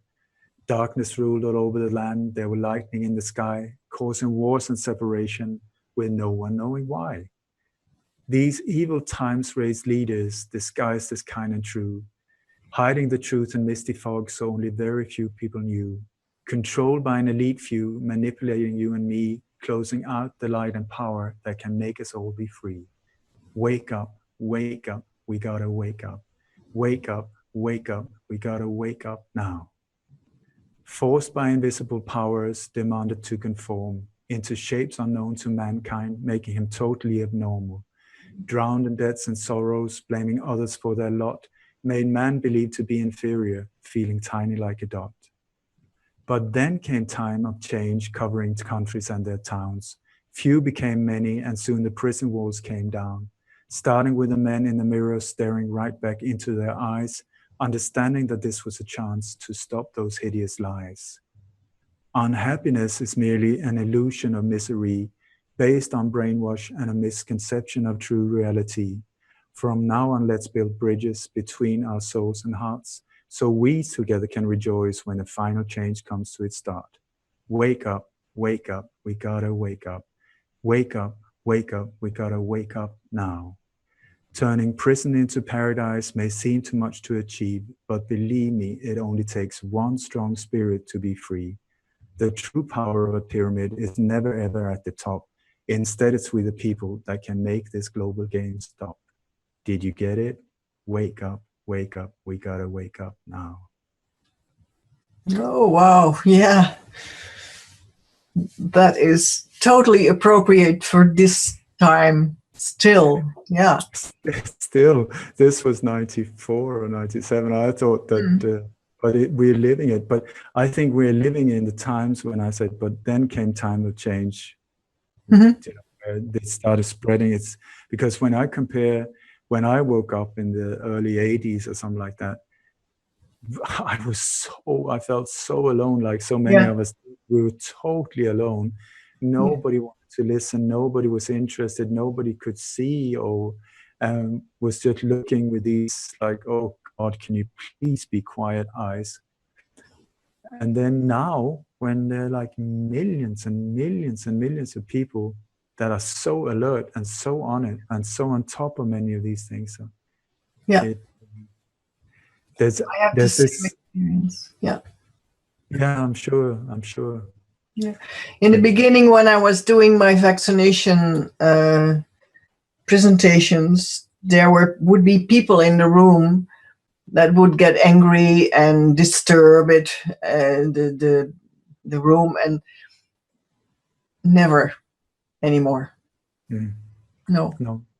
People are wanting to have the information to understand what the God is going on. Yeah. And it's for me, it's like, when you have a sweater, when it starts unraveling like one thread and you start pulling the thread and it starts opening. It doesn't matter which thread it is you start to pull, it's going into the same area. So whether it's vaccinations or chemtrails or assassinations or force, like they're leading to the same place, I would say. We're at a time where it all comes back to Rome, or all road leads to the same small little power elite, because they worked so long to concentrate the power to fewer and fewer and fewer, that now what we're looking upon is a very small little group in the thousands, I would say. Yeah. And we're billions.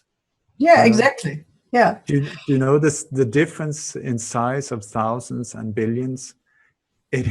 So it is really a joke that we even talk about these things. We should just laugh and go the other way and let them, play in the sand. And do their thing. Yeah. Right. Do their thing, and nobody would even notice. And instead, we put them as our leaders. Beats me, I get it. Yeah. Well, when I hear that they have these underground hotels, as they call them, I think, well, what happens if they have ruined this planet and they go under the surface? When you put all these psychopaths together, I suppose in the end, in a short time, really, only one will be left because they all hate each other and do the same things to each other that they do to us. But I really don't envy them. I mean, can you imagine being in surrounded by these type of people? I mean, it's like swimming with sharks. Yes, exactly. Yeah. So I wouldn't trust them, with nothing. And then being surrounded by people the same as yourself. Oh my God. But really it is, if you look at it, I think it's like a cancer virus. It's you got this beautiful body that still looks healthy, but there is a growth inside it that if we don't expose it, it will kill it. And the sick thing with this cancer virus is that it will kill itself. When it succeeds, yay, I did it. That is when the body takes its last breath. Yeah. So it's the same mentality here. They go, yeah, and the whole earth is destroyed. Yes. So yeah. we need to expose it, even though it's very painful sometimes and smelly. But once the light comes in there, that is how the light in the form of truth. Yes. That is where true healing can happen, I think. Yes, and what you're doing, showing how it's working and what the patterns are and the matrix is for them, how to do these things that they do, will make it impossible in the end for them to keep doing it, because it's going to be totally ridiculous. I know. Yeah. Oh, I like the sound you say that. Oh. No, but no, it really is like a magician that is standing there doing this fantastic trick in front of you. Oh my God, David Copperfield, magic. And then he does it again, magic. You go there 3, 4, 5, 6 different shows and he does the same, magic. But then if you start moving around in the room and you see from different areas, and especially if you see from behind, suddenly you will see, oh, hang on, he's not doing it with his left hand, he's doing it with the right behind his back. And that very second when you've seen it, boom, that breaks the spell. Yep. You will never even look at the other hand anymore. You will just say, oh, he's doing it behind his back, he's doing it behind his back. And that's the way to break the spell. Yes. And that's what I'm trying to do. Look at behind his back, don't look over here. They're trying to do look. Yeah. No. Yeah. And they're telling you what to see in the news and on the television and with the Hollywood movies and so on. They are sort of educating you about how the reality is, the so-called reality is. It's amazing. Yeah. Bless their cotton socks, as they say in England. Yeah, they shrink in the wash, don't they? They do. They do. But what is so sick is that the way I see it, everybody seeks happiness. The bank robber seeks happiness when he commits a bank robbery. People get totally traumatized. It doesn't matter because he's looking for his happiness. The police who gets him does it because he wants to be happy because he got him. The victims are happy when he's sentenced to jail. Everybody is looking for this happiness, and in some weird way I think they're doing it as well, but they won't be able to find not true happiness because I believe that they have this massive big black hole that they're trying to fill with greed and I agree. It will never stop because it is based on this mind virus that will never have enough. And so the thing is that they need healing as well. They need to heal as well. Otherwise, this madness will continue. Mm-hmm. Yeah, and sometimes it happens because if I think about John Veerapan, for instance, he was a person very high up in the pharmaceutical industry. And then something happened in his life. He got a son. When he was a bit older, he got a son. And then came the moment for vaccination. And then he thought, oh, geez, I have been putting pills into everybody, but I don't want this vaccine going into my son. And that was his wake-up moment. And then he still is the same guy in the way he says it and the aggression that he has, but he has switched sides. He's now telling how it is and what he did and well, giving away the recipe, so to speak. Fantastic. And that's great. Yeah. Yeah. Would it be okay for you if I finish with a prayer? That's totally okay. And yeah, please do. I just want to say my website is lightonconspiracies.com because that is what I try to spread light in the darkest of the darkest corner. Lightonconspiracies.com. And the prayer that I really love, not being a religious person myself, but I love it, it goes like this. May the entire universe be filled with peace and joy, love and light. May everyone, and especially the ones who hurt us, be filled with peace and joy, love and light. Victory to that light. Thank you so much, Ole Dammegård. No, thank you, Desiree. It was an honor to have you in my show, and I hope to see you soon again in Amsterdam. And keep up the good work that you're doing. Thank you so much for that. Thank you too. You too. And my dear audience and my dear viewers, thank you for your attention and your time. And I hope that this interview, of this conversation, has brought you something. It has brought me a lot. I've learned a lot again. And that's why I love doing this with these special guests. So this was the Minority of One report. I would say the minority of two. Yes, yes, that's what Zen said also. Yeah. Okay. So thank you, everybody, and thank you, Biggie, for making it possible behind the scenes. Bye-bye. Bye-bye. Thank you for tuning into CCN. This unique network is dedicated to free and independent media. CCN was created with the belief that information is the common heritage of all beings, which is why our live stream high-definition broadcast is easily accessible and free to view. If we want to change the world, we must first change the media. Having produced over 1,000 shows in 2015, which are all archived on YouTube, we look forward to bringing you more groundbreaking, cutting-edge information in 2016. For more information on what is on, please check out our broadcast guide for weekly updates. CCN broadcasts in multiple languages and features some key voices of our challenging times who are all in pursuit of a free, fair, just, sustainable world. CCN belongs to you, the people, and it is up to you all to keep this network on the air. Please contribute to the Network Support Fund or visit the CCN shop. We thank you all for supporting free and independent media.